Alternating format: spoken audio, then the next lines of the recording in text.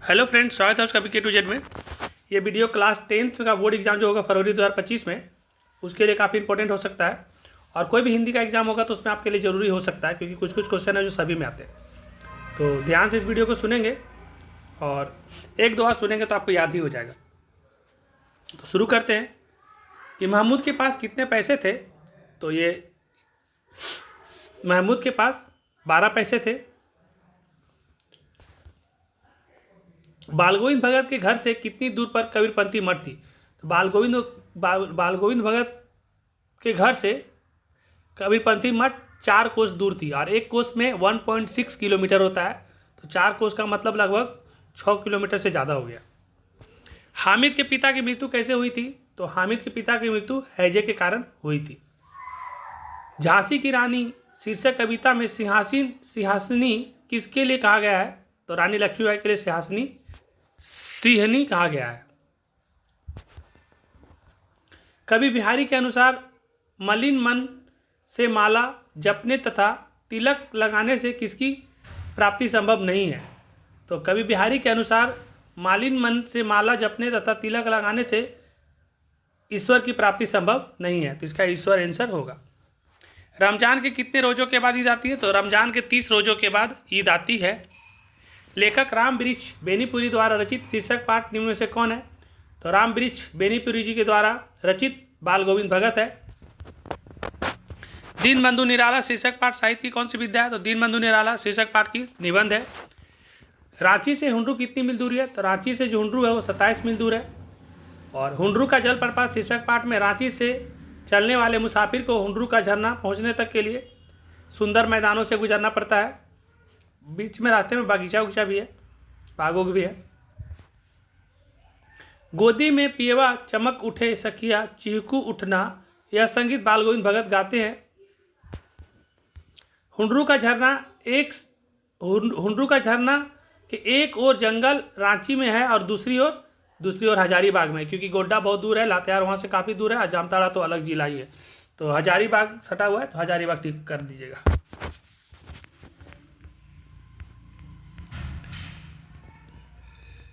फिर next question है कि नर की अरु नर नीर की गति एक करी जो, यह पंक्ति किस कविता की है। यह बिहारी की दोहे की है। और प्रेमचंद रचित पाठ पुस्तक की कौन सी कहानी बाल मनोविज्ञान पर आधारित है। तो ईदगाह जो है वो बाल मनोविज्ञान पर आधारित है, जिसमें हामिद वाला कहानी है। और ठीक है पर कसारा को उसके रुपए लौटाने पड़ेंगे, ये खेमा के पिता ने कहा था शिक्षक से, यानी लेखक से। बिहार की बेटियां या बेटियों की असाधारण विशेषताओं का उद्घाटन किस शीर्षक पाठ में किया गया है। तो बिहार की बेटियों का असाधारण विशेषताओं का जो व्याख्यान किया गया हौसले की उड़ान में। वैद्य जी किस सवारी पर तशरीफ लाए। तो पालकी पर आए थे वैद्य जी। गुड़िया किस जिले की रहने वाली है। तो गुड़िया जो थी वो रोहतास की रहने वाली। 12 पुड़िया आध पाव मलाई खाने के बाद लेखक बेढ़ा बनारसी ने 6 रसगुल्ले भी खा लिए थे ऊपर से। संध्या को अब दिन जाता ढल सूरज चलते हैं अस्ताचल, कर में समेट किरणें उज्ज्वल, यह पंक्ति किसके द्वारा लिखी गई है। ये गोपाल सिंह नेपाली के द्वारा लिखी गई है। बालगोविंद भगत की संगीत साधना का चरम उत्कर्ष किस दिन देखा गया। जिस दिन उसका बेटा मर गया उसी दिन देखा गया था। सब जगह पर काल में कौन फूले फले मिलते हैं। तो सब जगह सब काल में करमवीर फूले फले मिलते हैं। विभव शब्द का क्या अर्थ होता है। तो विभव का मतलब होता है ऐश्वर्य। किसके बगैर व्यक्ति बड़ा नहीं होता। तो गुण के बगैर व्यक्ति बड़ा नहीं हो सकता। इच्छा पूर्ति करने वाला काल्पनिक पेड़ कहलाता है। तो कल्पतरु कहलाता है। ये रांची के डोरंडा में 2 पेड़ साथ में आसपास में ही है। खुशबू रचते हाथ शीर्षक कविता में किस लघु उद्योग का जिक्र है। तो अगरबत्ती बनाने का। महाराष्ट्र कुल देवी उसकी भी आराध्य भवानी थी, यह पंक्ति किस शीर्षक कविता की है। तो झांसी की रानी की है। जिसमें ईश्वर की निराकार स्वरूप की आराधना की जाती है उसे कहते हैं निर्गुण भक्ति धारा। किसने तिब्बत में बौद्ध धर्म का प्रसार किया। तो अतिशी दीपंकर ने। दीदी की डायरी शीर्षक पाठ में किसके अभिनय को सभी ने सराहा। तो दीदी के डायरी शीर्षक पाठ में दीदी का अभिनय को सभी ने सराहा है। विक्रमशिला विश्वविद्यालय का अभिभार किस राजा के संरक्षण में हुआ था? तो राजा धर्मपाल के संरक्षण में हुआ था। विक्रमशिला विश्वविद्यालय किस सदी तक पूर्वी एशिया का उत्कृष्ट शिक्षा केंद्र रहा? तो 10वीं से 11वीं शताब्दी तक पूर्वी एशिया का उत्कृष्ट शिक्षा केंद्र रहा। ईर्ष्या का संबंध किससे होता है? तो ईर्ष्या का संबंध अपने प्रतिद्वंदियों से होता है। खेमा शीर्षक पाठ में जलते पैर पर पानी गिराने से किसे क्षणिक तसल्ली मिलती है? तो खेमा को। जैनब खानम के पिता का क्या नाम था? मोहम्मद मंसूर खान। अपने गांव के मध्य विद्यालय में प्रधानाध्यापक का पद किसने स्वीकार किया? कर्पूरी ठाकुर ने। कर्पूरी ठाकुर को कब गिरफ्तार किया गया था? तो 23 अक्टूबर 1943 को गिरफ्तार किया गया था। शिव से मिली भवानी थी। गाठिर काख में चापी रहे तुम खोलत नहीं सुधा रस भीने किस कविता की पंक्ति है? सुदामा चरित्र का है ये। सुदामा जी अपना काख में दबा के रखे रहते हैं, जो देती है चावल उनकी वाइफ, कृष्ण भगवान के लिए लेके जाते हैं वो। पगा शब्द का अर्थ होता है पगड़ी। पगा का अर्थ होता है पगड़ी। वीर शिवाजी की गाथाएं किसको याद जुबानी थी? तो वीर शिवाजी की गाथाएं लक्ष्मीबाई को जुबानी याद थी। कलकत्ता छोड़ने के बाद दीनबंधु निराला कहाँ रहे? तो कलकत्ता छोड़ने के बाद दीनबंधु निराला लखनऊ और प्रयाग में रहे थे। चमक उठी सन 57 में वह तलवार पुरानी थी और खूब लड़ी मर्दानी हो तो झांसी वाली रानी थी। ये झांसी की रानी की है। लेखक रामधारी सिंह दिनकर ने ईर्ष्या को क्या कहा? तो अनोखा वरदान कहा दिया है। लेखक प्रेमचंद लिखित कहानी ईदगाह। बाजार की मक्खियों को छोड़कर एकांत की ओर भागो, यह कहा था नीत्शे ने। पराधीन शब्द का क्या अर्थ होता है? तो दूसरे पर अधीन होना पराधीन कहलाता है। कवि शंकर सैरेंद्र कहते हैं कि जिस प्रकार धरती के गर्भ में ही आग तथा भूकंप छिपा होता है, उसी प्रकार हमारे दिल में भी भूख धधक रही है मिष्ठान के लिए। जो कि हंस हंस के चबा लेते हैं लोहे का चना, है कठिन कुछ भी नहीं जिनके है जी में या ठाना। या पंक्ति करमवीर की है। बिहारी के दोहे शीर्षक कविता में कहा गया है कि विपत्ति या दुख की घड़ी में व्यक्ति को हताश निराश नहीं होना चाहिए। इल्म शब्द का अर्थ होता है शिक्षा। मैं कहता हूँ जागत रहियो, तू रहता है सोई रे। मैं कहता निर्मोही रहियो, तू जाता है मोही रे। किस शीर्षक कविता पंक्ति का ये? तो ये कबीर के पद। गोपाल सिंह नेपाली रचित कविता है पीपल। रानी गई सिधार, चिता अब उसकी दिव्य सवारी थी। ये झांसी की रानी की पंक्ति से लिया गया है।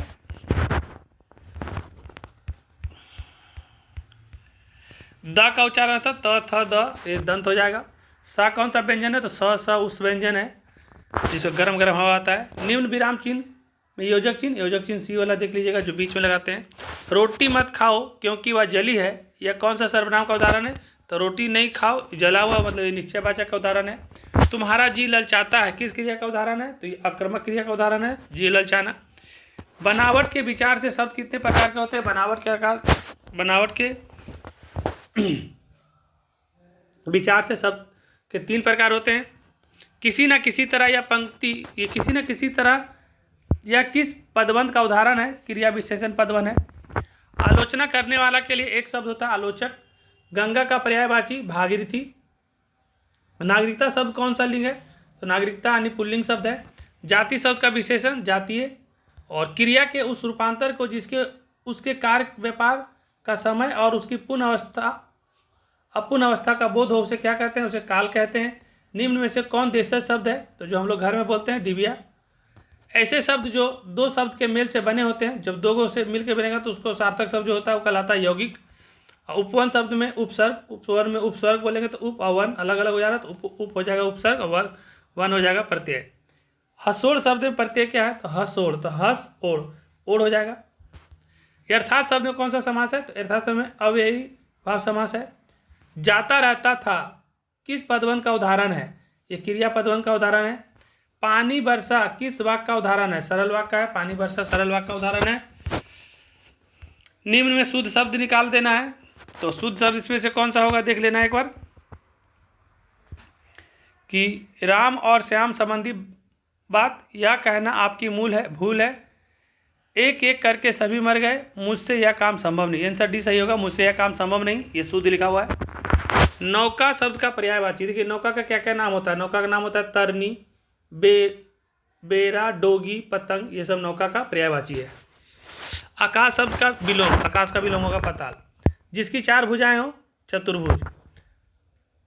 लाल पीला होना मुहावरे का अर्थ है क्रोध होना। ना रहेगा बांस ना बजेगी बांसुरी, एक लोकोक्ति का अर्थ है ना कारण होगा ना कार्य होगा। निम्न में शुद्ध देखना है तो शुद्ध पे देखना है तो अध्ययन, बाकी सब शुद्ध लिखा हुआ है। घर आंगन शब्द में कौन सा समास है, तो घर और आंगन दोनों ही द्वंद्व है, क्योंकि दोनों घर भी जरूरी है आंगन भी जरूरी है। जब दोनों का प्रधान हो तो द्वंद्व हो जाता है। जो पिता की हत्या कर चुका हो उसको कहते हैं प्रीतंता। ढ का उच्चारण था तो ट ठ ड ढ ढ ढ ठ ठ ड ढ अंगा। एक बार इसको देख लीजिएगा, हम थोड़ा सा इसको सोचना पड़ रहा है। ड है कि ड़ है, एक बार इसको देख लीजिएगा, 83 का टाइम वेस्ट हो जाएगा।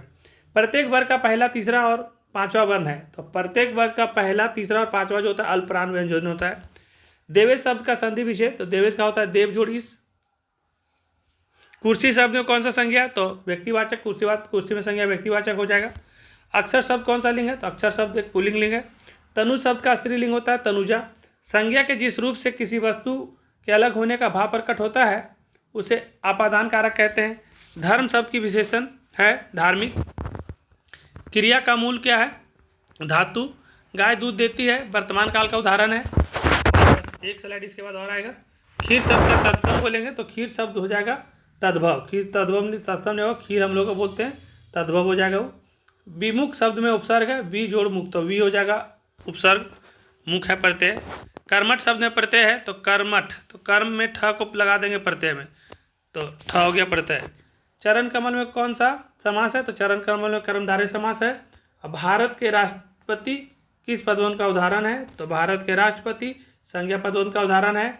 नूतन शब्द का मतलब होता है, नूतन शब्द का उल्टा बोला, नूतन माने होता है नया, उसका उल्टा हो जाएगा पुरातन। पक्षी शब्द का पर्यायवाची, तो पक्षी को बीघा, खग, पखेरु ये सब बोलते हैं। और गीला शब्द का उल्टा क्या होगा, तो गीला का उल्टा हो जाएगा सूखा। देखिए ये वीडियो हिंदी का है, क्लास 10 के लिए काफ़ी इंपॉर्टेंट होगा आप लोग को फाइनल एग्जाम के लिए। अच्छा लगेगा तो वीडियो को लाइक, शेयर और सब्सक्राइब जरूर करिएगा, क्योंकि मेरा एक और channel Vikram sir life style करके बन गया है, लेकिन बहुत सारा काम करना पड़ता है, हमको पता भी नहीं था इतना सारा कुछ उसमें प्रोसेस है, तो वो सारा चीज़ हो गया है। बहुत जल्दी आपको उस पर वीडियो देखने के लिए मिलेगा। तो ठीक है, अच्छा लगेगा तो लाइक करिएगा। धन्यवाद।